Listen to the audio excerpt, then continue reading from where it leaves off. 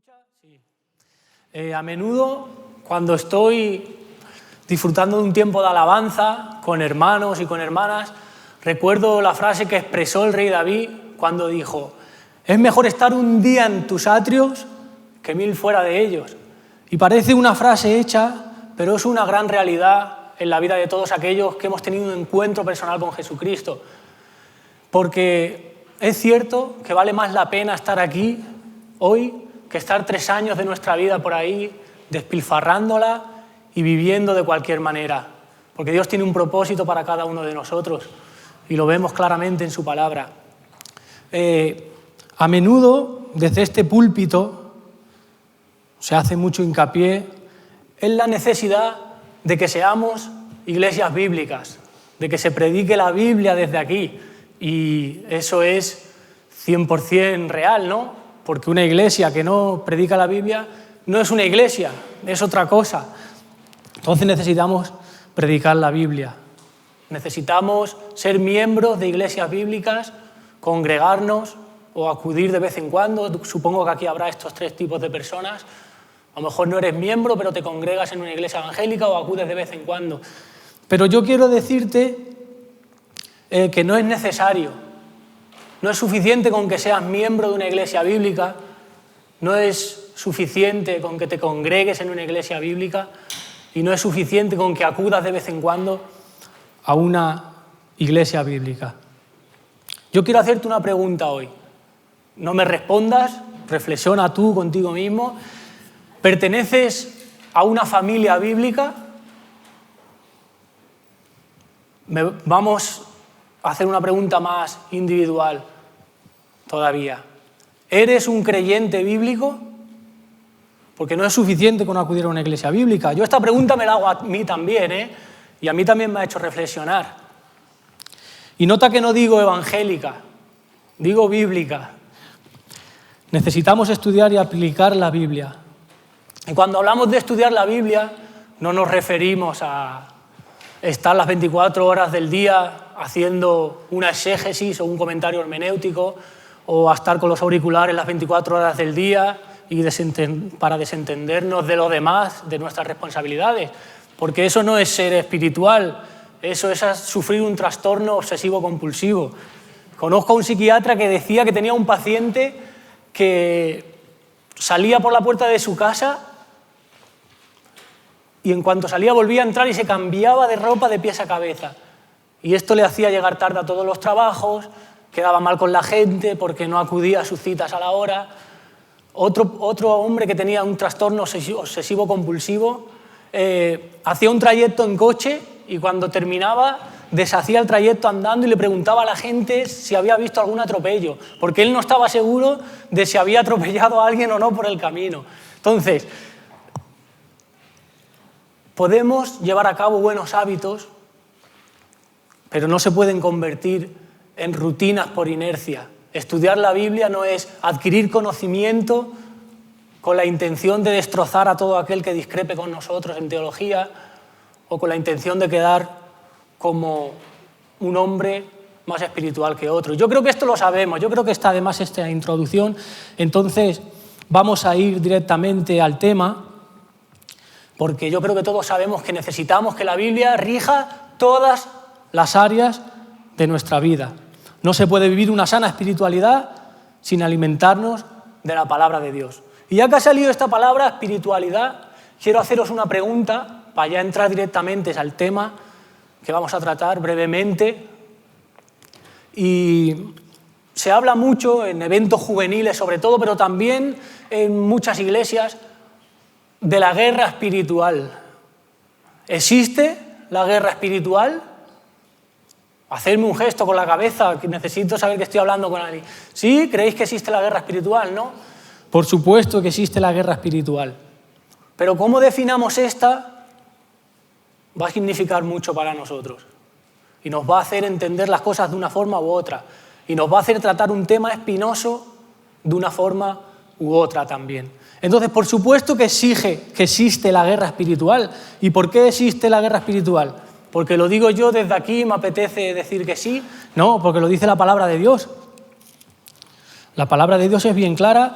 Hay muchos textos donde podemos ver que hay una guerra espiritual, que existen espíritus inmundos, que existen ángeles, arcángeles, el Espíritu Santo que mora en los creyentes cuando aceptamos a Cristo como nuestro Señor y Salvador. Ahí tienes Efesios 1. Pero vamos a leer Efesios 6, Efesios capítulo 6, del versículo 10 al 17. Porque desde mi punto de vista es donde la Biblia con mayor claridad nos enseña que existe una guerra espiritual. Efesios capítulo 6, versículos 10 al 17. Dice: por lo demás, hermanos míos, fortaleceos en el Señor y en el poder de su fuerza. Vestíos de toda la armadura de Dios para que podáis estar firmes contra las asechanzas del diablo. Porque no tenemos lucha contra sangre y carne, sino contra principados, contra potestades, contra los gobernadores de las tinieblas de este siglo, contra huestes espirituales de maldad en las regiones celestes. Quien no ve aquí una guerra espiritual es porque no quiere. Por tanto, toma la armadura de Dios. Si te pones una armadura es porque vas a enfrentar una guerra. Para que podáis resistir en el día malo y, habiendo acabado todo, estar firmes. Estad, pues, firmes, ceñidos vuestros lomos con la verdad y vestidos con la coraza de justicia y calzaos los pies con el apresto del Evangelio de la paz. Sobre todo, tomad el escudo de la fe con que podáis apagar todos los dardos de fuego del maligno, y tomad el yelmo de la salvación y la espada del Espíritu, que es la palabra de Dios. No sé cuántos conocéis las distintas partes de una armadura romana. Si no las conocéis es muy interesante, podéis indagar después. Pero fijaos que el versículo 14 dice: ceñidos vuestros lomos con la verdad. El cinturón en la armadura romana era prácticamente lo que aguantaba toda la armadura, lo que sostenía toda la armadura. La verdad es la palabra de Dios. La verdad es Cristo, que es el Verbo encarnado. Y aquí describe varias partes de la armadura, y no nos vamos a detener en todas, pero fijaos que habla de la coraza de justicia. La coraza, en los tiempos romanos, cubría órganos vitales del cuerpo. Entre ellos cubría los intestinos, que antiguamente se creían que era el asiento de las emociones. Y qué importante es no guiarnos por emociones, porque somos personas que variamos mucho emocionalmente. Entonces, si tomamos decisiones serias, si regimos nuestra vida por cómo nos sintamos en cada momento concreto, nunca vamos a tener una meta fija, porque un día nos va a apetecer hacer una cosa, un día me va a apetecer venir el domingo por la mañana y por la tarde a la iglesia, pero otro día voy a tener ganas de tirarlo todo, dejar todos mis propósitos y vivir de una forma más cómoda. Entonces, es necesario que la palabra controle y dirija nuestras emociones. El yelmo cubría la cabeza. El yelmo de la armadura romana cubría la cabeza. Y es en nuestra mente donde vamos a experimentar las mayores batallas, las mayores guerras que vengan contra nosotros. Es en nuestra mente. Por eso es importante que nuestra mente esté llena de la palabra de Dios. Cuando venga el miedo, ese miedo irracional, sin sentido, que empezamos a imaginarnos que van a pasar cosas malas, sin que ni siquiera tengamos la certeza de que va a ser así. ¿Por qué en vez de no montarnos paranoias y películas en nuestra cabeza, acudimos a todas las promesas que hay en la palabra de Dios? ¿Por qué no pensamos en Jesús cuando dijo: yo me voy pero no os dejaré solos, os voy a enviar a aquel que trae consuelo a vuestra vida, el Espíritu Santo, y va a estar con todos, con vosotros todos los días hasta que yo vuelva? Es necesario que la palabra controle y dirija nuestros pensamientos y decisiones. Y yo me voy a parar un poquito más en la espada del Espíritu. Fijaos que es la espada del Espíritu, no cualquier espada. Es la espada del Espíritu Santo. La espada del Espíritu es la palabra de Dios. Es del Espíritu, porque sin el poder del Espíritu es imposible poner en práctica la palabra. Porque el Evangelio, la buena noticia es que todos somos la mala noticia es que todos somos pecadores y que la paga del pecado es muerte y Dios es justo y no puede violar su propia justicia. Y la noticia más mala todavía es que todos hemos pecado y estamos destituidos de la gloria de Dios. Pero hay una buena noticia, y es que Jesucristo, el justo, murió por los injustos y pagó tu precio y el mío en la cruz del Calvario. Él derramó su sangre y está esperando a que tú te acerques y te beneficies de esta obra hecha a tu favor. Y todas estas cosas no las podemos abrazar, no las podemos entender, no podemos estar de acuerdo con ellas, no podemos vivir una vida cristiana, no podemos ser imitadores de Cristo ni tener comunión con Él sin la ayuda del Espíritu Santo. Porque el cristianismo no es una filosofía, no es una religión, es un estilo de vida, es imitar a Jesús y necesitamos el poder del Espíritu Santo. La espada del Espíritu Santo. Vemos una relación claramente en la Biblia entre la palabra y el Espíritu Santo. Os voy a invitar a que vayamos a Efesios 5, versículos 18 y 19. Si acabáis de buscar el 6, lo tenéis ahí a mano. Podemos llegar pronto, por eso lo voy a leer ya sin más. Efesios 5, del 18 al 19. Vamos a ver una relación entre la palabra de Dios y el Espíritu Santo. No os embriaguéis con vino, en lo cual hay disolución. Antes bien, sed llenos del Espíritu, hablando entre vosotros con salmos, con himnos y cánticos espirituales, cantando y alabando al Señor en vuestros corazones.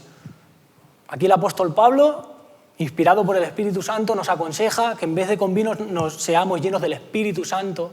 Y eso se va a evidenciar porque vamos a hablar con himnos, con cánticos espirituales, vamos a dejar la queja, los temores, las críticas, el pesimismo. Y esto lo hace el poder del Espíritu Santo. Pero fijaos lo que dice Colosenses 3, 16. Colosenses capítulo 3, versículo 16, dice: la palabra de Cristo, hemos hablado ahora mismo del Espíritu Santo, ahora estamos haciendo mención de la palabra de Cristo y de la evidencia de que ésta more en nosotros. La palabra de Cristo more en abundancia en vosotros, enseñándoos y exhortándoos unos a otros en toda sabiduría, cantando con gracias en vuestros corazones al Señor con salmos e himnos y cánticos espirituales. Ahí tenemos la Biblia, hermanos. Cualquiera hoy en día puede comprar una Biblia o puede descargarse la app YouVersion y leer la Biblia. Puedes acudir cuando tú quieras a los 66 libros de la Biblia y vas a ver a un Dios trino, Dios Padre, Dios Hijo y Dios Espíritu Santo. Y vas a ver que la palabra, la Biblia, es inspirada por Dios, nace del corazón de Dios y también es divina, no es una obra de texto más. Yo creo que ningún cristiano ni ningún creyente que pertenezca a una religión monoteísta podrá negar que el Padre es Dios. Pero el Espíritu Santo también es Dios. Ahí vemos Hechos 5, capítulo 4, si no me equivoco, vemos cómo Pedro conforta a Ananías y le dice: ¿por qué has mentido al Espíritu Santo? Haciendo esto no has mentido a un hombre, sino a Dios. Isaías profetizó ya de Jesús y dijo: la Virgen concebirá y dará a luz un hijo y será su nombre Emmanuel, que traducido es Dios con nosotros. El Dios de la Biblia es un Dios trino. La Biblia es la palabra de Dios, porque en el principio era el Verbo y el Verbo estuvo entre nosotros, caminó con nosotros. Cristo es el Verbo, es la palabra encarnada. Podemos ver a Jesús y conocer la voluntad de Dios para nuestra vida, cómo Él quiere que vivamos, y también podemos disfrutar de la presencia del Espíritu Santo en nuestra vida para que nos guíe y nos capacite para poner en práctica la palabra de Dios. Muy bien, yo quería hacer hincapié en la necesidad que tenemos de que la palabra de Dios guíe nuestra vida. Quería también decir esta verdad bíblica, que sin el poder del Espíritu Santo no podemos poner en práctica la Biblia, no podemos ser imitadores de Cristo, no podemos tener comunión con Cristo. Y no quería pasar directamente a contar experiencias personales mías, porque las experiencias personales pueden ser muy inciertas. Hay hombres que entran en coma o que alucinan y ellos están 100% convencidos de que lo que han visto o lo que ha venido a su mente es real. Pero que ellos estén convencidos no quiere decir que lo que ellos comparten y lo que ellos dicen sea real. No hay nada más seguro que ir a la Biblia para conocer la voluntad de Dios y lo que Él nos quiere decir. Entonces, quería que viésemos bíblicamente cómo es una realidad, que existe una guerra espiritual, pero no estamos solos. Tenemos una armadura que el Señor nos describe en su palabra y tenemos el poder del Espíritu Santo para poder emprender esta guerra. Y fijaos que el único utensilio ofensivo de la armadura es la palabra. La coraza de justicia es para cuando te lanzaban una espada y querían herirte, la coraza atajase ese golpe. El yelmo igual, si te lanzaban en la cabeza, el casco iba a evitar que te hiciesen un corte. Pero la espada es un utensilio ofensivo. Por eso vemos a Jesús cuando está sufriendo las tentaciones, que Satanás viene a ofrecerle distintas cosas, le muestra el mundo y su gloria, le dice que convierta las piedras en pan. Y Jesucristo no empieza a atar ni a desatar, no saca candados ni cadenas, ni le pega una paliza, ni lo reprende. Le contesta con la palabra de Dios, con la espada, porque es nuestro instrumento ofensivo. Cuando venga Satanás con mentiras a tu mente, cuando te diga, tú no vayas a la iglesia porque allí son demasiados santos y los vas a estropear, no, eso no lo enseña la Biblia. Cuando te digan, tú no puedes conseguir nada, siempre vas a ser un fracasado, Dios está enfadado contigo. Cuando venga Satanás a decirte todo este tipo de mentiras, tu familia se va a hundir, nunca vas a prosperar, aquí llega tu fin, nadie quiere estar contigo, no vas a encontrar nuevas relaciones ni amistades, quédate en casa amargado. Cuando venga con estas mentiras, contéstale con la palabra de Dios, como hizo el Señor Jesucristo. No se trata, ya digo, de atar ni desatar ni todo este tipo, toda esta jerga evangélica que hemos aprendido como una microcultura que somos, diría yo, y que repetimos por inercia. Necesitamos conocer la palabra de Dios para, cuando el enemigo venga con mentiras, leérsela y decirle, no, yo no te creo más a ti que a mi Señor, yo creo lo que el Espíritu Santo dice en su palabra. Amén. ¿Estamos de acuerdo hasta aquí? Muy bien, entonces hemos visto bíblicamente que existe una guerra espiritual y que la palabra de Dios y el poder del Espíritu Santo nos permiten ser vencedores y salir victoriosos de esta. Yo quería compartir algunos algunos testimonios personales con vosotros para evidenciar, no para mostrar, nota que no digo para mostrar porque la Biblia se sustenta por sí sola, para evidenciar y para poder reflexionar un poco conjuntamente sobre esta verdad, que Dios te habla a través de su palabra, te bendice y te guía aun en los momentos más difíciles de tu vida. No podemos conocer a Dios sin conocer su palabra. Y no podemos tener una relación con alguien que no conocemos. Pero para conocer a Dios tenemos que conocer su palabra. Hemos hecho una relación entre la palabra y el Espíritu Santo y podemos ver que para ser llenos del Espíritu debemos estudiar la palabra y obedecerla, y mientras crecemos en conocimiento, pedirle a Dios que nos llene del Espíritu Santo. Y el pastor Juan Marcos el otro día hablaba de la evidencia de la llenura del Espíritu Santo. Y podemos ver tres brevemente y de forma muy sencilla. Una persona que viva en la llenura del Espíritu Santo va a tener dones espirituales para bendecir a los demás, no para lucirse ni para parecer más espiritual que otro. Y lo vemos en Romanos 12, del 6 al 8. Va a tener el fruto del Espíritu, lo vemos en Gálatas 5, del 22 al 23. Y va a tener un poder especialmente para predicar el Evangelio. Y lo vemos en Hechos 1:8. Yo quiero haceros una pregunta, porque si no estamos convencidos de este tema, pues a lo mejor para nosotros no va a tener mucho sentido tampoco exponer lo que queda. ¿Cuántos creen que la Biblia es inspirada por Dios? ¿Cuántos lo creen? Yo creo que un 90% de los que hay aquí. ¿Y cuántos creen que es suficiente? ¿Oh, menos? ¿Menos? ¿Creéis que es suficiente? Yo creo que es suficiente. Yo no solo creo que es inspirado, yo creo que es suficiente para prepararnos, para redarguirnos, para instruirnos en justicia, para toda buena obra, para que seamos perfectos. Yo lo creo, de verdad. A veces me cuesta evidenciar que lo creo porque soy una persona normal y corriente y voy aprendiendo. Luego voy a compartir un testimonio con vosotros que a lo mejor os sentís identificados. Y a mí me cuesta, pero creo de verdad que no solamente es inspirada, sino que es suficiente. Y bueno, si creemos en Dios, es muy fácil llegar a la conclusión, si somos cristianos de años, de que la Biblia es inspirada por Dios. Pero es que aparte, lo creemos por fe, pero aparte la Biblia tiene una evidencia bibliográfica, arqueológica, histórica increíble.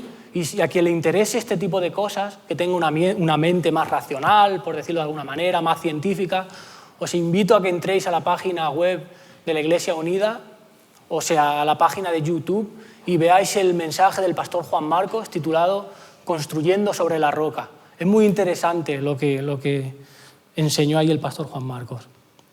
Muy bien, quiero compartir unos cuantos testimonios con vosotros. Yo me convertí hace unos 9 años. Uy, esto de me convertí también es una jerga evangélica de la que hablaba yo hace un poco atrás. Bueno, la Biblia habla de la conversión, ¿no? Pero claro, si eres una persona que no acude regularmente a una iglesia, dirás, ¿de qué está hablando este chaval? ¿Está hablando de Son Goku o de algo por el estilo? No, yo me convertí, quiero decir que entregué mi vida a Cristo. Pudo más la palabra de Dios que mi propio orgullo y llegué a la conclusión de que no podía vivir mi vida por mis propias fuerzas, de que ya estaba cansado de sentir una crisis existencial, un vacío, de que mi vida no tuviese sentido. Entonces decidí entregarle mi corazón a través de una oración sencilla al Señor y decirle que Él entrara en mi vida, la cambiara, que no solo me salvara, sino que hiciera de mí la persona que Él quiere que yo sea y que a partir de ese día me usara para su gloria, para su honra, que me enseñara, que me educara, porque crecí sin educación, porque estuve bastante alejado de mi padre también y ahora os voy a contar un poquito. Y yo le entregué mi vida al Señor hace unos 9 años, más o menos, 8 o 9 años. Y no fue todo fácil, seguí teniendo luchas, dificultades, pero Él me dio paz, Él cambió mi corazón y mi mente y me dio un nuevo sentido, le dio un nuevo sentido a mi vida. Me pilló la policía, me llevaron al juzgado de menores y me pusieron una pena de 21 meses en un centro de menores. Y yo cuando estaba en el reformatorio, todavía no le había entregado mi corazón al Señor, y yo pues vivía conforme lo que había aprendido y tenía mi propia cosmovisión, la que me había forjado pues el entorno en el que yo me había criado. Y cuando a mí alguien me hacía algo que no me gustaba, yo era una persona muy agresiva. De hecho, entré por un delito relacionado con ese tema.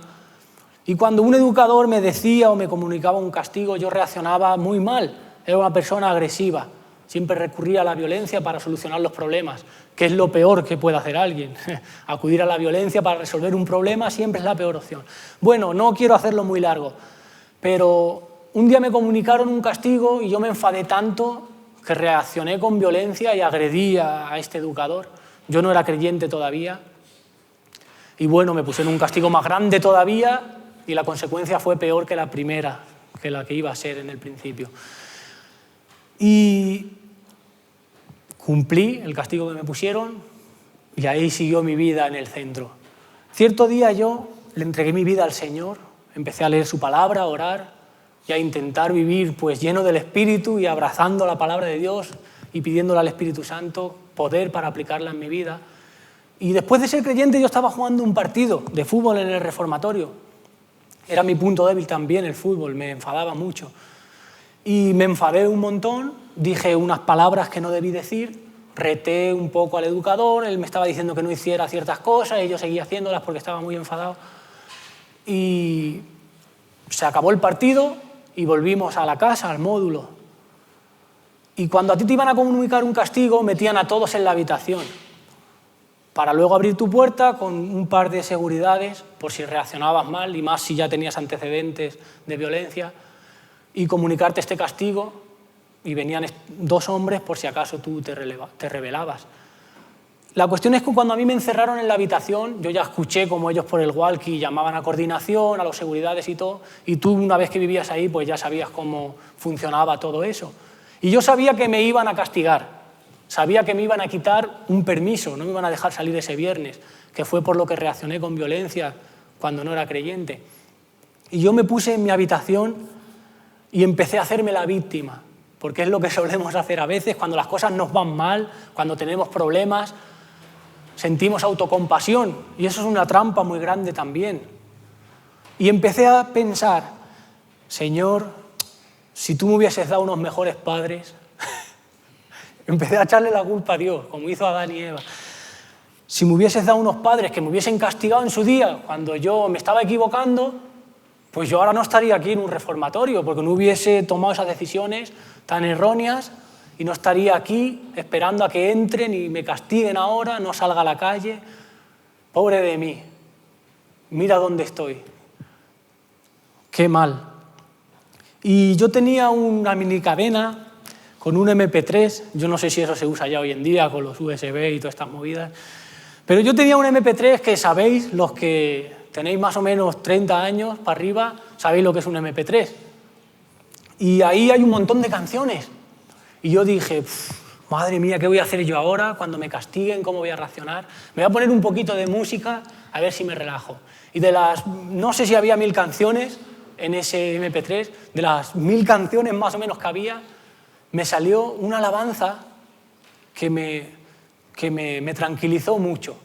Y ahora vamos a ver cómo Dios respalda todo con su palabra, con versículos de la Biblia, no solamente con experiencias personales o alabanzas o anécdotas de alguien que se planta aquí y os la cuenta. Vamos por partes. Entonces, de todas esas canciones que había, yo escuché concretamente una que quiero compartir con vosotros, quiero que la escuchéis. No solamente sale la música, salen las letras también ahí escritas. Y después de que la escuchemos voy a seguir contando para acabar este primer testimonio. Imaginaos cómo me quedé yo en la habitación cuando escuché esta alabanza. La verdad es que me quedé bastante tranquilo y con la mente muy serena. Y empecé a pensar en esa verdad, ¿no? Que Dios es un Padre, que Él nos cuida, Él nos guía, a pesar de que cometamos errores, no nos desecha, no nos abandona, no nos deja caídos.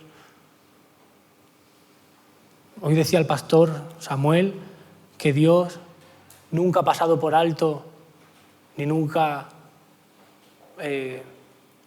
ha insinuado que no importan los pecados de una persona, pero jamás ha dejado caído a un pecador. Y eso es una gran realidad. Entonces yo sentí como el Señor me estaba diciendo esta verdad bíblica, aunque fuese a través de una alabanza, pero eso es una verdad bíblica. Él es un Padre y nos guía, nos consuela y nos restaura. Nos educa, diría yo. Yo siempre digo que a mí me educó Dios. Puede quedar un poco pedante, pero si quien conozca un poquito mi historia verá que tiene bastante sentido. Pero no solo esto. Ahora voy a leer un versículo que el Señor me dio después. Pero la cuestión es que los educadores esperaban que yo reaccionara con violencia y después de que yo escuchara esta alabanza abrieron la puerta y ahí habían 2 hombres con guantes, por si acaso yo reaccionaba de forma agresiva. Me dijeron, Benjamín, has cometido una falta grave y sabes cuál es la consecuencia, ¿no? Digo, sí. Digo, este viernes no puedo salir de permiso, ¿no? Dicen, exacto. Digo, bueno, pues no pasa nada, me he equivocado y los errores tienen consecuencias y tengo que asumirlo. Te entiendo perfectamente, Nuria, se llamaba la educadora. Y ella se me quedó mirando y de repente empezó a llorar. Y digo, ¿qué pasa? ¿Por qué llora? Y dice, es que no entiendo cómo estás reaccionando así. No lo entiendo. Y a mí se me quedó marcada esa palabra, no lo entiendo. Y dije, no tienes que entender nada. Me he enfadado, he cometido un error y los errores se pagan. Tranquila, no te sientas mal. Y se fueron. Y ahí me quedé sin permiso. No lo entiendo, decía. Y luego el Señor me lleva a su palabra y me lleva a Filipenses 4:7.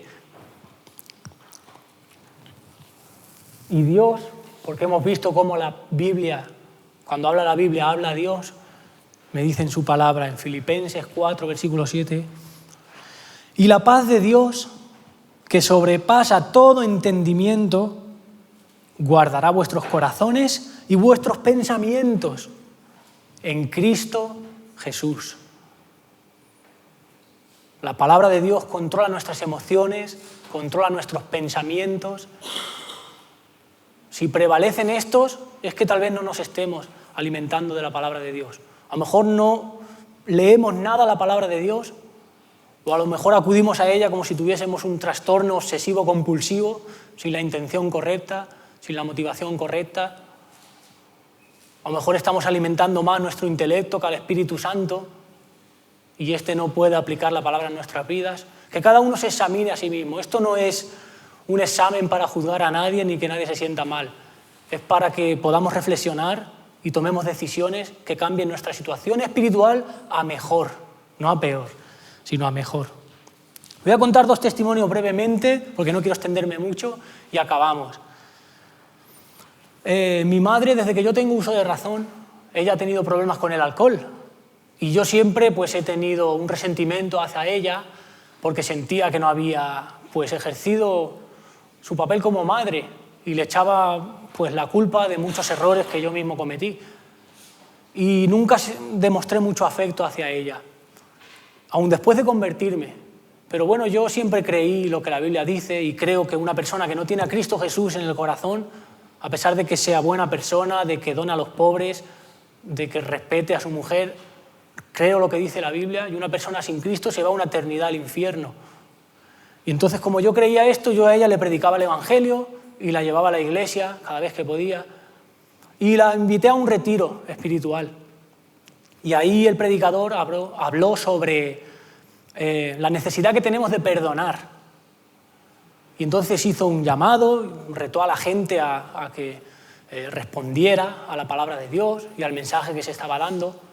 Y nos invitaba a perdonar a todas aquellas personas que nos hubiesen ofendido. Y mi madre se quebrantó, empezó a llorar, parecía que estaba muy arrepentida de todas las cosas que había hecho, que le hacían sentir mal, y salió allá adelante. Y yo sentía como algo me decía, una voz, ve ahí delante y dale un beso a tu madre.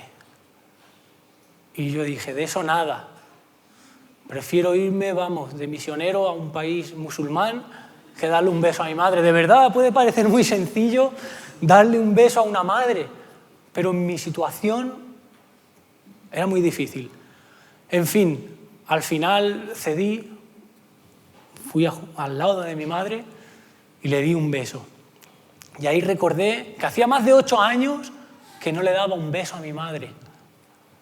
Y de verdad que yo sé que Dios a algunos los trata a largo plazo, usa un procedimiento, con algunos les lleva 10 años, a otros 1, a otros 20, pero de verdad que en ese momento algo se rompió en mi corazón y perdoné a mi madre, si es que la tenía que perdonar de algo, ¿no? Pero ese sentimiento de echarle la culpa, de resentimiento, se fue de mi corazón y me propuse no volver a echarle en cara nada, a no hacerle daño con mis palabras, a no despreciarla nunca más, ni a culparla de mis fracasos.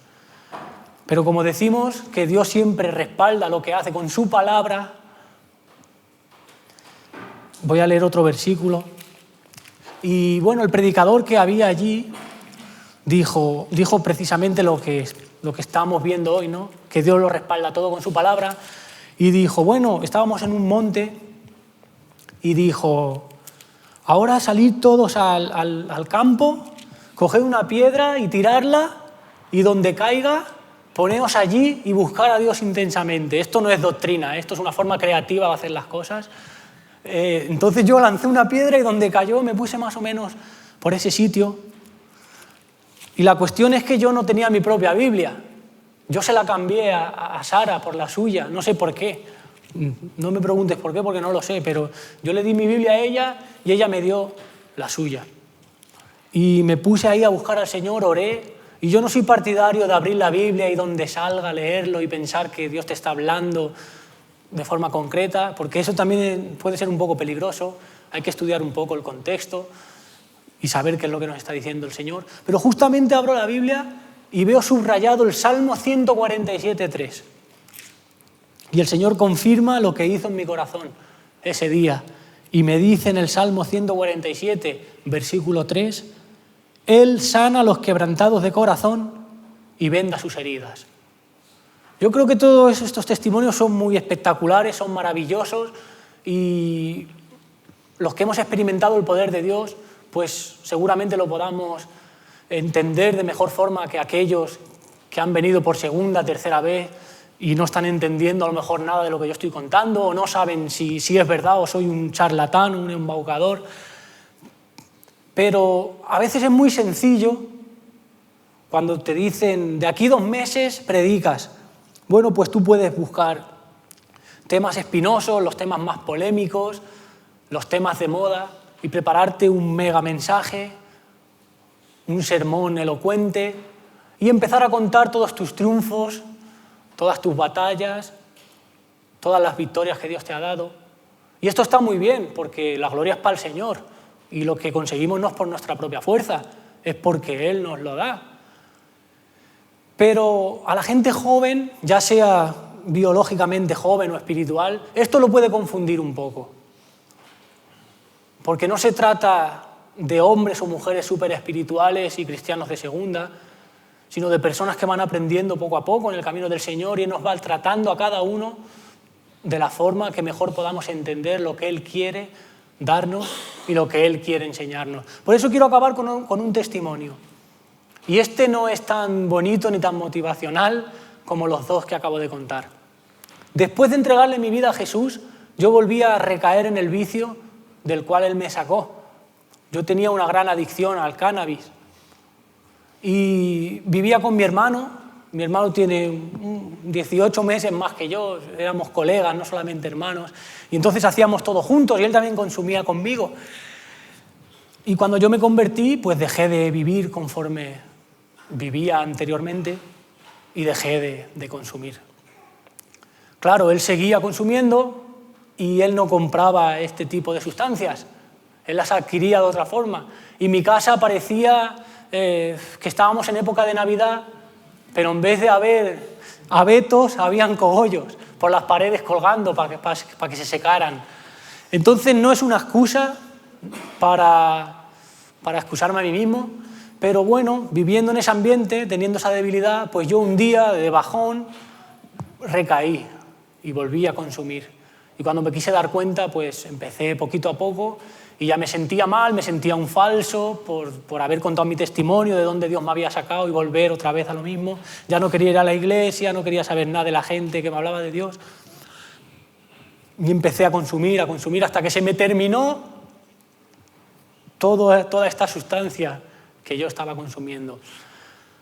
Y entonces fui a la basura de mi casa, porque no quiero dar aquí una masterclass de drogas, pero si no lo explico así no vais a entender bien lo que os quiero contar. Las plantas de marihuana, lo que se consume es el cogollo, la rama y la hoja no vale. Entonces mi hermano lo preparó todo y tiró a la basura las ramas y las hojas. Y yo estaba rebuscando allí para ver si podía conseguir otra dosis. Y me vino a la mente la historia del hijo pródigo, cómo él estaba con los cerdos en el barro y deseaba alimentar su vientre, suplir su necesidad de un sitio que era un vertedero, era una basura, era asqueroso. Y ahí estaba yo metiendo las manos en la basura para intentar saciar este vicio. Cuando ya Dios había llenado mi vida y mi corazón. Y dije, no, ¿qué estoy haciendo? Me vino la historia del hijo pródigo, que está en Lucas 15, como sabéis, no la vamos a leer por amor a los escogidos, porque son más de 20 versículos, y ahí me habló el Señor y yo me quebranté, sentí la restauración y el perdón de Dios, cómo Él me hablaba y me instruía a pesar de mis malas decisiones, y me acosté a dormir y al día siguiente me fui a las 6 de la mañana a un culto de oración que había en la iglesia a la que yo me congregaba antes de que volviese a recaer en este vicio. Y ahí oraron por mí, me aceptaron, personas que verdaderamente son del Señor, porque una persona que te desprecie y que se crea que no te puede hablar de Dios porque eres demasiado pecador, esa persona no es un creyente, esa persona no ha tenido un encuentro personal con Cristo. Pero estas personas, gracias a Dios, sí que eran creyentes, llenas del Espíritu Santo, y me dijeron, claro que Dios no quiere que hagas lo que has estado haciendo, pero ven aquí, que Él te da una oportunidad, vamos a orar, no dejes de congregarte.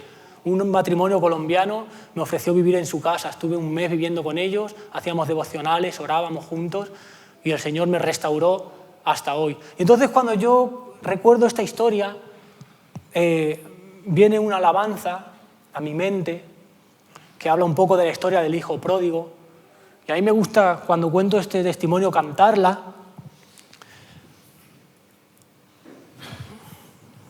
Y hoy también pues la voy a compartir aquí,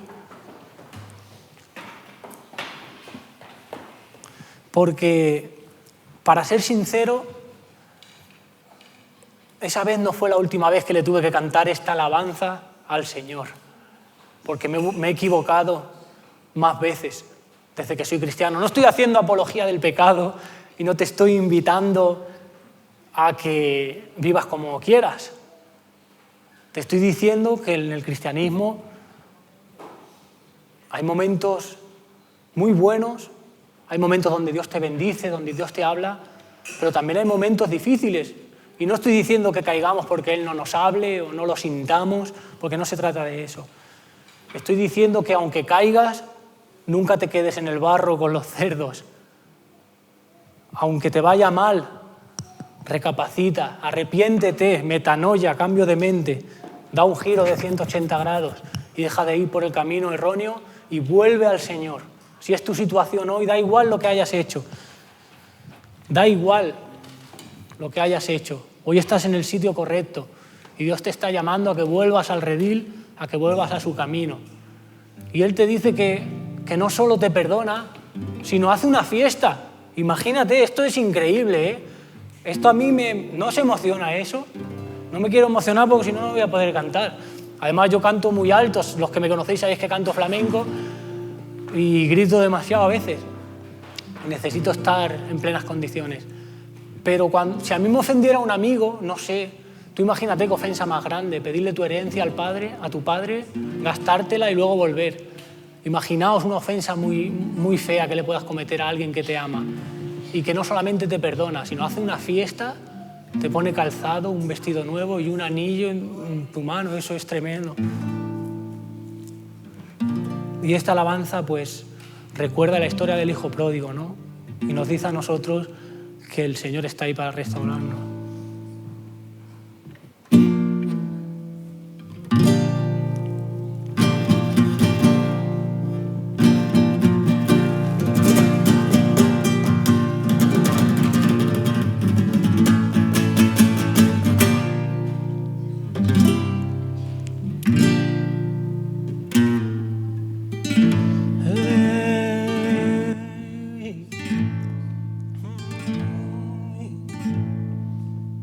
Puedo evitar, cada día me acuerdo de ti, no lo he podido evitar, yo ya he vuelto a acordarme de ti, quisiera volver a casa, quisiera empezar de nuevo, porque te sigo echando de menos. Cada día más te prometo, Padre mío, que no lo vuelvo a hacer más. Quise conocer el mundo y el mundo no vale nada. Hoy estoy arrepentido, Padre, y tengo ganas de llorar.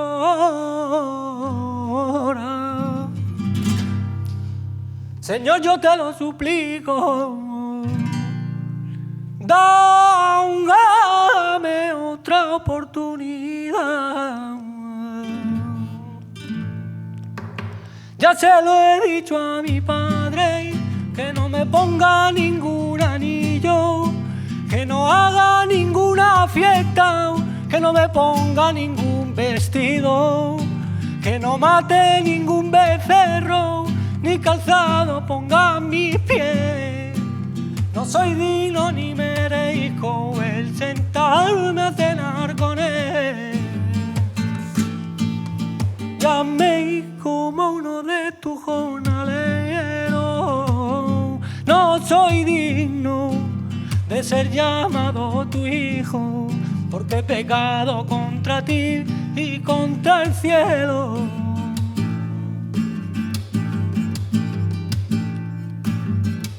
Y en la casa del Padre toda la vida abundancia de pan. Nunca debí de salir, yo ya he tenido que regresar de nuevo a casa del Padre, abandonado y caído, necesitado y arrepentido. Te pido perdón, te prometo, Padre mío, que no lo vuelvo a hacer más. Quise conocer el mundo y el mundo no vale nada. Hoy estoy arrepentido, tengo ganas de llorar. Señor, yo te lo suplico, dame otra oportunidad.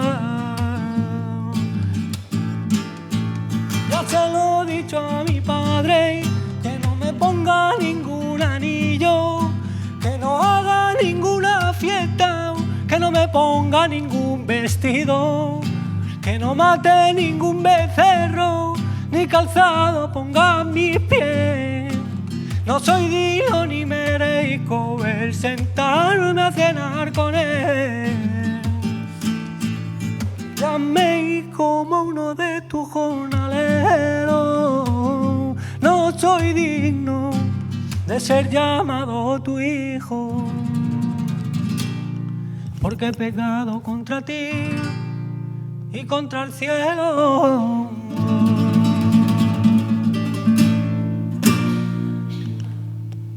Amén. Gloria a su nombre. Un aplauso al Señor. Y esta alabanza termina diciendo: hazme como a uno de tus jornaleros. No soy digno de ser llamado tu hijo, porque he pecado contra ti y contra el cielo. Y sabéis que estas palabras las pronunció el Hijo. Y el Hijo nos representa a ti y a mí. Lo bueno es que esta historia no acaba con las palabras de aquel que te representa a ti y me representa a mí. Esta historia termina con las palabras del Padre. Y el Padre dijo: de eso nada, no te hago como a uno de mis jornaleros.